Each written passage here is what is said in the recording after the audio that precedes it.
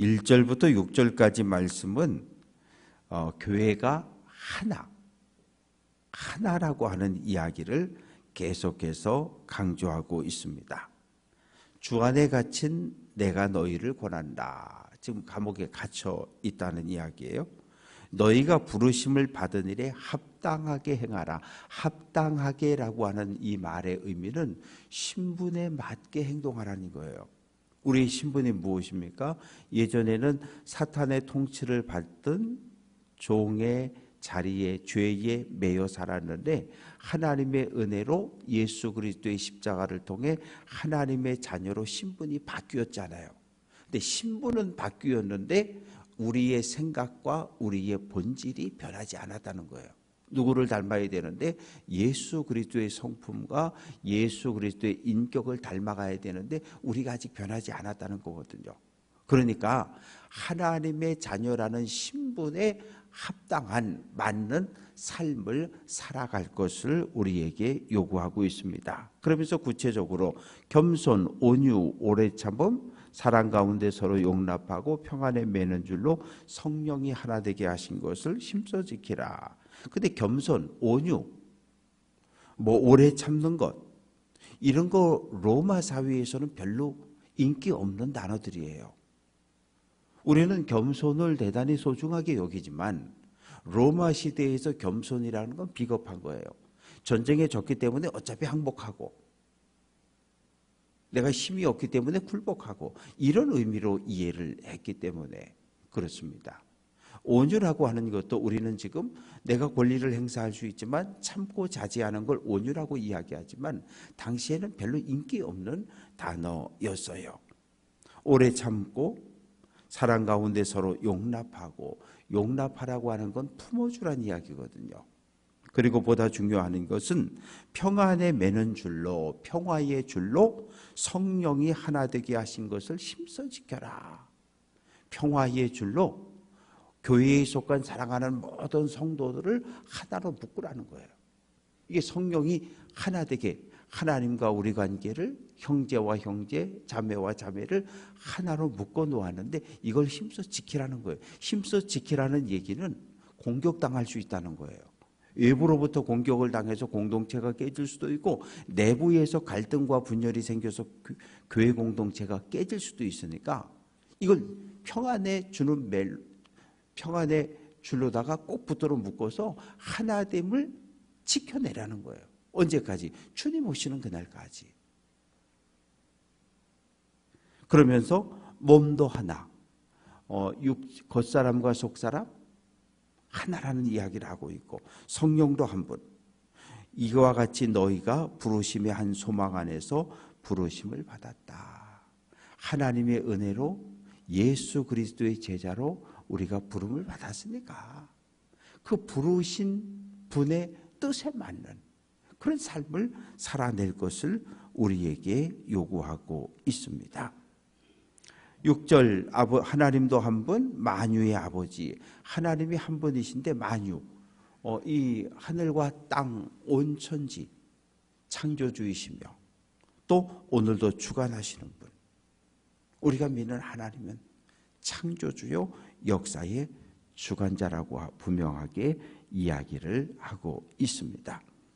그래서 이제 오늘 7절부터 12절까지 말씀 속에서는 1절에서 6절에서는 이제 교회 공동체가 하나, 예수 안에서 하나됨을 지켜내라는 것이 핵심이었으면 7절부터 12절까지 말씀 속엔 교회 안에 속해 있는 모든 성도들에게 하나님께서 각자에 맞는 은사, 달란트를 주셨다는 거예요.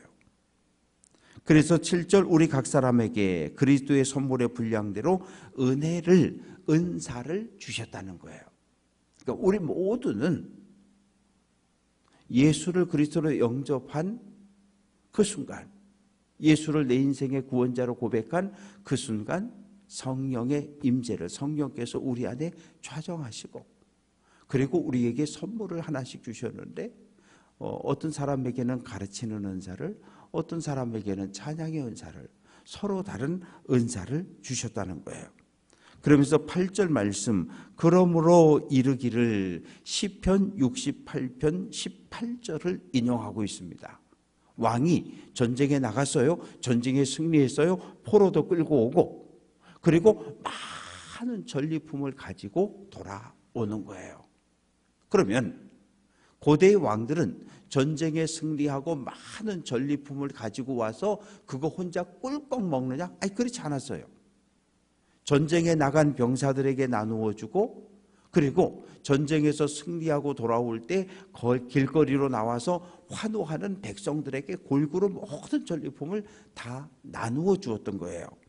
그 말씀을 인용하면서 예수님께서 이 땅에서의 모든 사역, 십자가의 죽음, 부활 사역을 마치고 하늘로 올라갈 때 예수를 통해서 구원받은 자, 사로잡혔던 사람들에게 선물을 주신다는 거예요. 우리를 하나님의 자녀로 부르셨을 뿐만 아니라 우리가 이 땅에서 교회를 섬기고 세상에서 믿음의 길을 걸어가는 동안에 사용할 은사들을 우리에게 골고루 나눠주셨다. 그래서 9절 말씀 보면 예수님이 올라갔다라고 하는 말, 하늘로 올라갔다는 말은 내려왔기 때문에 올라가는 거죠. 하나님께서 사람 몸을 입고 이 땅에 오신 성육신의 사건이 먼저 있었고, 그리고 이 땅에서의 모든 사역, 십자가의 죽음, 그리고 부활, 그리고 다시 하늘로 올라가심이 있었습니다. 10절 말씀 보면 내리셨던 그가, 하늘에서 내려왔던 예수님이 모든 하늘 위에 오르신 자니. 근데 이 하늘이라고 하는 개념이 다 달라요. 유대교 같은 경우는 7개의 하늘이 있다고 주장하고, 우리 개신교 같은 경우는 삼층천, 바울이 셋째 하늘에 올라갔다 왔다고 이야기하고, 불교, 모든 이 땅에 있는 모든 종교들은 하늘에 대한 이해를 가지고 있는데, 이 하늘에 대한 이해가 각 종교마다 서로 다른 것을 볼 수 있습니다. 그런데 우리 기독교 교회가 가지고 있는 하늘에 대한 개념은 1층천, 2층천, 3층천, 셋째 하늘이 하나님이 계신 곳. 사도 바울도 셋째 하늘에 갔다 왔다고 그렇게 고백을 하고 있습니다. 그래서 예수님이 하늘로 올라가신 이유는 온 세상 만물을 충만하게 풍족하도록 하기 위함이라고 말합니다. 그러면서 여러 은사를 주셨는데, 사도라고 하는 것은 예수의 제자로 부름을 받고 3년 공생애를 함께하고 부활한 예수를 만나고 하늘로 올라가신 예수님을 목격한 사람들을 이야기하는 거예요.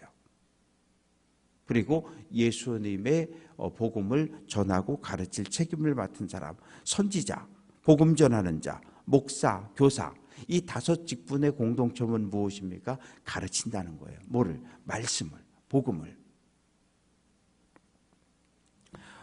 이렇게 5 직분을 우리에게 허락해 주신 이유는 12절, 성도를 온전하게 해서 봉사, 주님의 몸된 교회를 섬기고 그리스도의 몸, 교회를 온전하게 세워가기 위해서 이런 은사와 직분들을 주셨다고 이야기합니다. 그래서 이제 13절부터 16절까지의 말씀 속에서는 어떻게 하면 교회가 하나의 공동체를 이루고 있고 교회에 속한 사랑하는 성도들은 저마다의 은사를 가지고 주님의 몸된 교회를 섬기는데, 그러면 그 목표가 어디냐는 거예요. 가르침의 목표, 배움의 목표. 그것은 13절, 하나님의 아들을 믿는 것, 예수를 아는 것과 하나가 되어 온전한 사람을 이루어 그리스도의 장성한 분량이 충만한 데까지 이르는 것이다. 이 말의 의미는 예수 그리스도에게까지 우리의 믿음이 쫙 자라가는 것, 이것이 목표라고 하는 거예요. 그래서 신앙생활이라고 하는 것은 이게 졸업이 없어요. 수료도 없어요. 보통 초등학교 6년 다니면 끝나고 중학교 3년, 고등학교 3년 다니면 졸업도 하고 하는데, 이 신앙생활이라고 하는 건 졸업이 없어요. 졸업은 언제예요? 하나님 나라 들어가는 날이 졸업이고 주님이 이 땅에 오는 날이 끝나는 날입니다. 그래서 그때까지 계속 믿음이 자라가야 하는데 14절에서 우리에게 교훈합니다. 이제부터 어린아이가 되지 아니하여. 어린아이는 자기밖에 몰라요. 자기밖에 몰라요. 타인을 배려할 줄 몰라요. 어린아이가 되지 아니하여 사람의 속임수 간사한 유혹에 빠져 온갖 교훈의 풍조에 밀려 요동하지 않게 하려 합니다. 에베소라고 하는 이 지역은 아데미 여신을 섬겼고 또한 로마 황제의 신상이 있는 신전이 있었고, 그러니까 이곳에서 신앙생활하는 에베소 교회 성도들은 정말 힘들었어요. 왜? 1년에 한 번 로마 황제 신상 앞에 가서 황제는 구원자라고 외쳐야 되는데 그거 외칠 수 없잖아요. 아데미 신전에 가서 제물을 바치고 신전의 여사제들과 동침하고 와야 되는데 그거 안 하잖아요. 그러니까 로마 제국으로부터 지역사회 친척 형제들로부터 계속해서 박해와 탄압을 받으면서 신앙생활하고 있었어요. 그냥 눈 딱 감고 교회도 가고 눈 딱 감고 신전도 가고 로마 황제가 우리의 신이라고 고백도 하고 이러면 박해를 안 받을 텐데 그럴 수 없잖아요. 그래서 믿음을 지켜내는 일이 대단히 힘들었습니다. 15절 16절의 말씀은 믿음이 성장해야 된다는 거예요. 그런데 오늘 우리의 문제는 무엇입니까? 믿음이 있어요. 처음 예수님을 만났을 때 아주 뜨거워서 열심히 공부하고 봉사하고 헌신하고 그랬을 때 근데 거기서 머물러 있는 거예요. 뭐 이 정도 했으면 됐지. 내가 지금까지 수십 년 신앙의 길을 걸어오면서 뭐 이 정도 했으면 됐지. 여기서 끝나 있는 거예요. 아니요. 그러지 말라는 거예요. 계속해서 자라가라. 어디까지? 그리스도에게까지로. 그러면서 16절에서 우리 온몸이 수많은 손가락, 발가락, 온몸의 여러 지체들과 연결되어져 있는 것처럼 공동체 안에서 혼자 놀면 안 된다는 거예요. 외톨이로 남겨두면 안 된다는 거예요.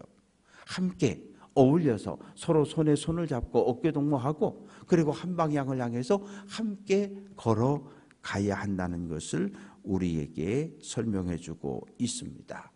그래서 우리는 함께 때로는 하나님이 주신 은사를 따라서 내게 주신 은사를 따라 각 파트에서 부서에서 봉사하고 헌신함으로써 신앙을 키워가고 또한 예수 그리스도에게까지 우리의 믿음을 잘 성장시키고 키워갈 수 있는 귀한 성도들 될 수 있기를 주님의 이름으로 부탁드립니다.